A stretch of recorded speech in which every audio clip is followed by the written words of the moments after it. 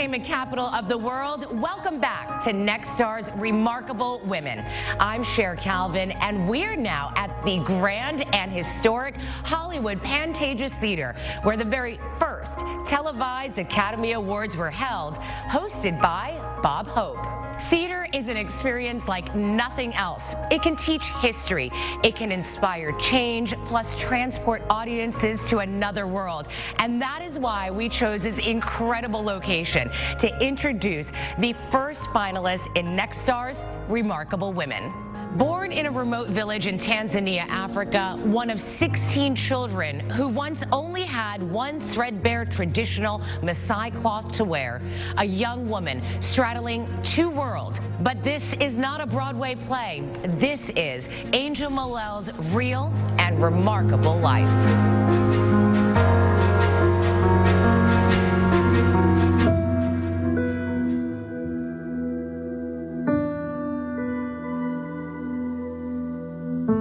My dream was to make it past 7th grade.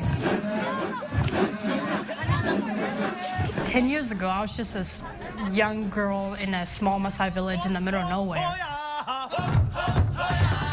I want to inspire women, especially the ones in my village. That's why I take it so seriously, because I know it's so much bigger than I am. Hi, my name is Angel Malel. I am remarkable.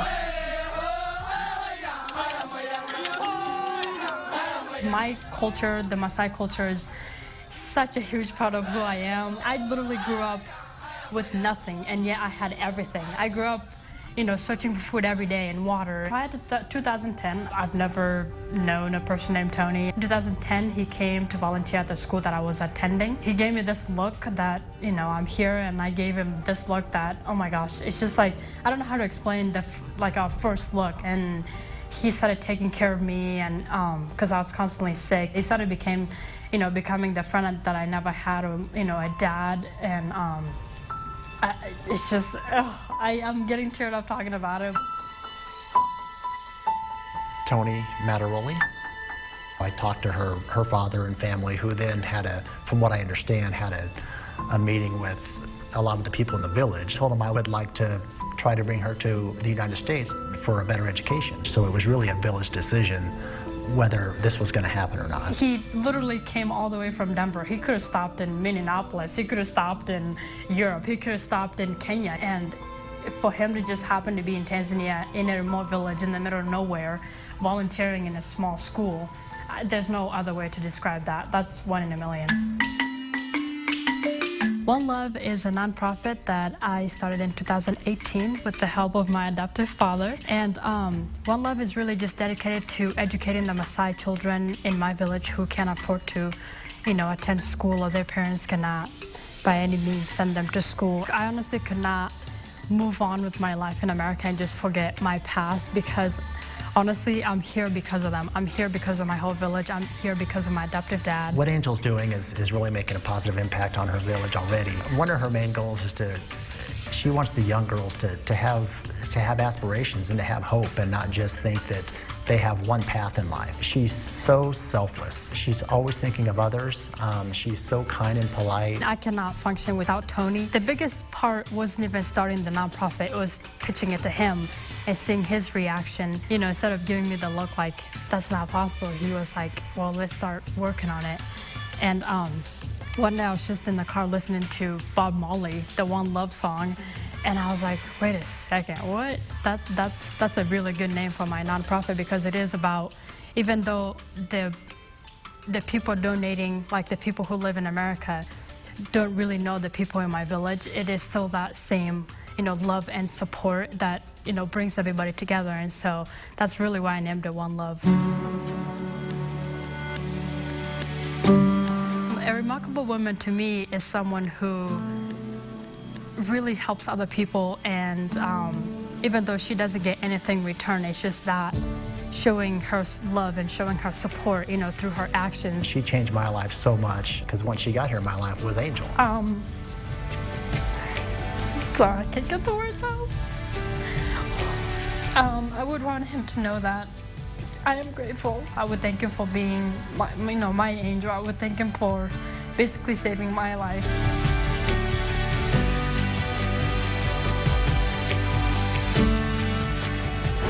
Since the Maasai people don't keep official birth records, Angel is not even sure of her real age or birthday. But that won't stop her and her adopted dad from celebrating this May 16th. What an extraordinary young woman. Now from Colorado to Sacramento, California, a middle school teacher and mom who is literally running for her life. A 3-time breast cancer survivor who races for those who can't. Meet honoree Judy Pickett.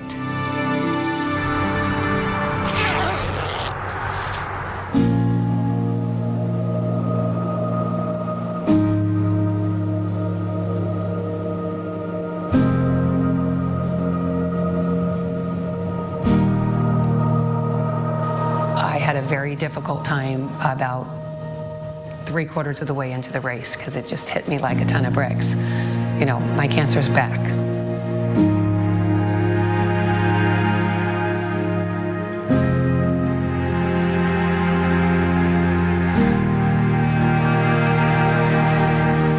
Why am I even here?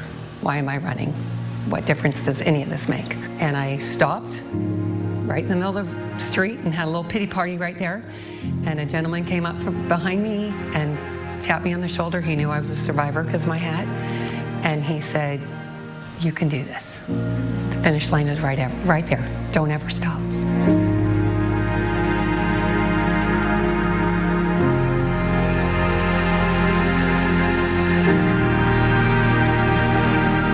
She's just Judy. She's my wife, and she does a lot for a lot of people. I think she gives so much to those junior high school kids. Good job, good job. Oh, almost. Nice try. Miss Pickett is remarkable. She's just so empowering and encouraging to others. She has that vibrant happiness about her that it just raises everybody else's mood. She definitely is a fighter, and she doesn't quit, and she keeps a smile on her face the whole time. I've been diagnosed 3 different times, and so I'm just a survivor that's not going to give up. Women need to hear the story and know that there's a lot of hope out there. I knew that I was going to fight it with everything I had. I had these 3 beautiful boys and a family that I needed to be here for. They needed me. He was 16 years old and a lifeguard. Did a little too steep of a dive and hit his head on the bottom of the lake, broke his neck and suffered a spinal cord injury. He just looked at me and he said, "Mom, I know I'm gonna get through this because you did. You got through your cancer and I'm gonna get through this too." He's doing well now. He's in a wheelchair, but he can walk with assistance. So after I was diagnosed, a friend of mine told me about the Race for the Cure that was in Sacramento, and honestly, I'd never heard of the Race for the Cure, but I knew it benefited breast cancer. I thought, you know, this is what I can do. I can use my running to get the message out. I've done 158 races in 45 states benefiting breast cancer since my diagnosis. When she told me, "I'm going to run every Race for the Cure in the country, and I want to do it in 5 years," I was on board, and I said, "Let's do it." Good try. 4 hits. Nice try, though, ladies. 1999, we moved back to El Dorado County, and I wanted to do something local to help students. And I thought, well, let's help people that have had to deal with cancer in their family, just like we've had to deal with cancer in our family. So we started a scholarship program at all the high schools in our county. The recipients have to have an immediate family member that has had a cancer diagnosis. When I was in junior high and then also in high school, my mom was diagnosed with Hodgkin's lymphoma. To date, we've given away about $130,000.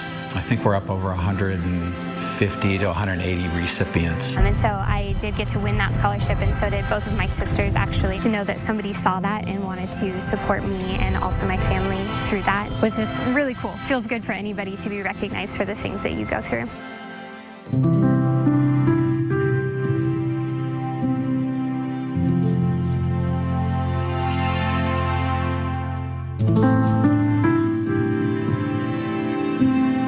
Our family motto is tough times don't last, but tough people do.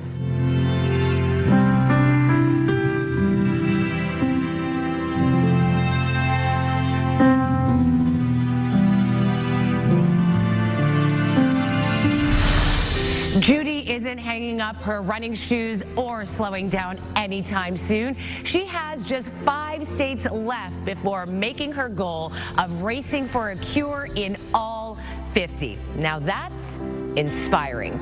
And we have 4 more amazing women to meet who will be named Next Star's Remarkable Woman of the Year. Our Hollywood celebration will be right back.